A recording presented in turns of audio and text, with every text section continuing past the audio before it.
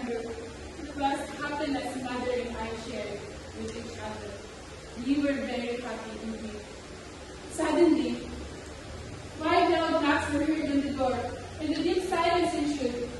Mother ran to Father's side pleading, "Please, Luis, hide in the cellar." Then, in the cellar where they couldn't find you. I pulled my father's arm, but he did not move. It seemed as though his feet were glued to the floor. The door went bang! Before us, 5 ugly beasts came marching in. "Are you Captain Luis Santos?"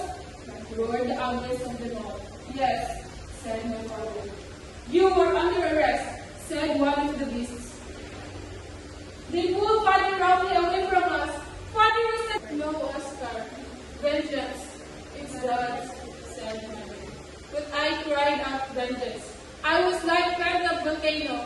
"Vengeance is mine, not the Lord's." "No, Oscar. Vengeance is not ours. It's God's." This was the words from my mother before she died.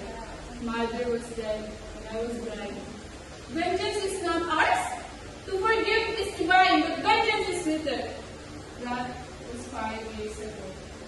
5 years.